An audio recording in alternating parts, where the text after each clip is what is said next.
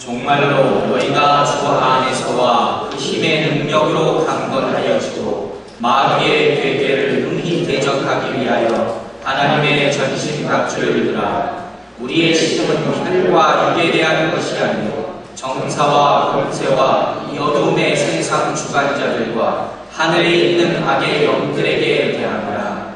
그러므로 하나님의 전신갑주를 취하라. 이는 악한 날에 너희가 능히 대적하고 모든 일을 행한 후에 서기 위함이라.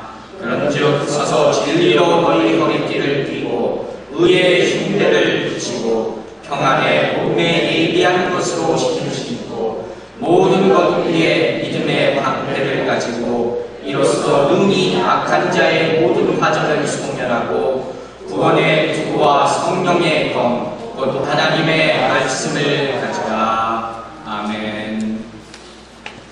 여러분을 이렇게 인사합니다. 당신은 사단을 이겼습니다. 이렇게 인사하겠습니다.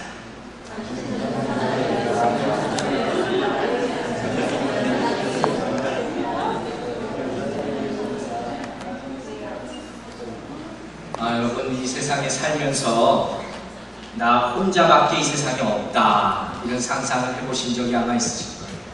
한 번쯤은 인생을 많이 살았건 적게 살았건 아니면 아직까지 한 번도 그런 생각을 안 해봤다면 앞으로 한 번쯤은 아마 그런 생각을 가질 기회가 있을 겁니다. 때로는 그래서 지금 우리는 이 나 혼자 무인도에서 사는 것 같은 이런 삶, 그래서 때때로 동경하고 있는지도 모릅니다. 그래서인지 좀 무의식적으로 그냥 나 혼자 있게 내버려도 이런 말을 하고 뭘 별 생각 없이도 이런 얘기를 할 때가 있다는 거예요. 그래서 제가 보기에는 아무것도 없는 것 같은 그 케이프 카드 같은 곳에 사람들이 휴양지하고 가는 것 같습니다. 옛날에 보니까 TV 광고가 하나 생각이 나는데 바닷가에서 아무도 없는 가운데서 그냥 누워 있습니다. 여기 휴가하고 가는 거예요. 근데 그 광고에는 안타깝게도 무슨 맥주병 하나가 등장해가지고 그거 가지고 뭐 어떻게 하는 방향이 나오는데 인간의 마음속에 그런 게 있다는 거예요. 모든 문명의 일들을 다 버리고 나 혼자만 있고 싶어 하는 그런 마음이 다 담겨져 있다는 것입니다. 그런데 여러분은 왜 그럴까요? 왜 때때로 우리로 하여금 이렇게 혼자 있고 싶은 마음이 들까요? 그 현실적인 이유는 간단합니다. 우리가 이 세상의 생활에서 지쳤기 때문에, 삶이 지쳐있기 때문에, 우리로 지치게 만드는, 우리로 하여금 지치게 만드는 일이 있다면, 원인이 있다면 뭐가 있겠습니까? 요즘 대부분이 일일 겁니다. 우리 일에 치여 산다. 아주 워커홀릭이라는 그런 이름이 있듯이 일하기 위해서 산다 정도로 일의 스트레스를 많이 받고 삽니다. 또 하나 우리로 하여금 지치게 만드는 뭐겠습니까? 바로 환경입니다. 환경이 때로는 나를 아주 지치고 피곤하고 스트레스를 주는 것으로 그 요인으로 작용할 수 있다는 거예요. 그런데 이 모든 것, 일이나 환경이 모든 것보다 가장 근본적으로 나를 지치게 하는 것이 있어요. 그게 뭐겠습니까? 바로 사람입니다. 내가 가지고 있는, 지금 내가 살고 있는 모든 것으로부터 모든 것을 다 놓고 떠나고 싶게 만드는 요인은 다름 아닌 나와 똑같이 생긴 사람입니다. 사람이 나를 가장 힘들게 만드는 요인이 될 수 있고 때때로 나의 감정을 가장 흔들 수 있는 요인이 될 수 있는 이게 바로 사람이라는 겁니다. 그런데 우리는 이 사람 가운데 살도록 지어졌어요. 태어나면서부터 우리는 사람 속에서 살아야 됩니다. 좋든 싫든 간에 이 사람 가운데 살아야 됩니다. 이게 정상적인 삶이라는 혼자 살 수 없다. 그렇다고 해서 우리가 삶을 살면서 이 세상에 있는 모든 사람을 다 만나야 되는 건 아닙니다. 어떻게 다 만날 수가 있겠습니까? 실질적으로 우리가 살아가면서 만나는 사람은 거의 많지 않아요. 얼마에 불과한 사람마다 그 수는 다르겠죠. 그러나 나와 삶 가운데 만나는 사람들은 나와 어떻게든 간에 관계를 맺고 있는 사람. 그렇지 않습니까? 오늘 여기 와 계신 여러분과 저와의 관계도 보십시오. 이 넓은 세상에서 한국 사람으로 태어나서 또 한국에 살지 않고 미국에 와서 살면서 미국에서도 로드아일랜드에 와서 살면서 그 중에서도 또 생명의 길 장로교회에 와서 지금 이 예배를 보고 있습니다. 이 얼마나 대단한 인연입니까? 우리가 태어났을 때 이렇게 살줄 생각이나 했겠어요.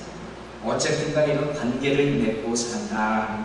근데 이렇게 모든 나와 관계를 맺고 사는 이 관계 가운데서 보면 어떤 사람은 나와 의견이 같을 수도 있어요. 아주 친하게 지내는 사람도 있어요. 그런가 하면 나와 또 다른 의견이 있는 사람들도 있어요.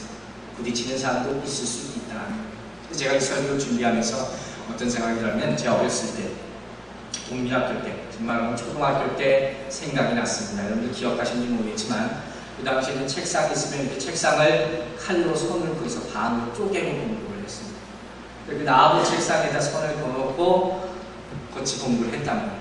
그러니까 항상 내가 아침에 학교를 가서 보는 사람은 누굽니까? 내 짝꿍이에요. 짝꿍이 내 인생의 카운터 파트가 되는 거예요. 아침부터 할 때까지 집에 가면서 봅니다. 그런데 가만히 계서 돌아보니까 이 짝꿍, 친한 짝꿍도 있었지만 항상 그렇지는 않은 것 같아요. 여러분들 남자분들 특히 더 기억하실지 모르겠는데 항상 그 근거 놓고 하는 게 뭡니까? 팔꿈치로 서로 미는 거예요. 항상 그 팔꿈치로 밀고 싸웁니다. 그 칼로 고무장을 제 기억은 별로 그 생각을 하면서 기억을 더듬어 보니까 인생이 그렇게 평탄치만은 않았어요. 국민학교 때부터 소위 말하는 어떻게 보면 나름대로 투쟁의 역사였다. 우리 이렇게 싸우고 살아요. 근데 여러분 싸움이라는 거, 이 투쟁이라는 걸 생각해보세요. 이걸 하려면 뭐가 필요합니까? 대상이 필요한 거예요. 상대가 항상 있어야지 싸움이라는 게 성립되는 것입니다. 그리고 상대가 때로는 나보다 약할 수도 있고 때로는 나보다 강할 수도 있어요. 근데 내가 상대하고 대하다가 나보다 강하게 느껴지고 내가 잘 알 될 것 같으면 뭐라고 해요? 저는 항상 이렇게 말했어요. 나쁜 놈. 이제부터 너는 내 적이다. 그렇지 않습니까? 나와 대적하는 사람은 언제부터인지 모르게 나쁜 놈이 되는 거예요. 이건 내 적이 되는 거예요.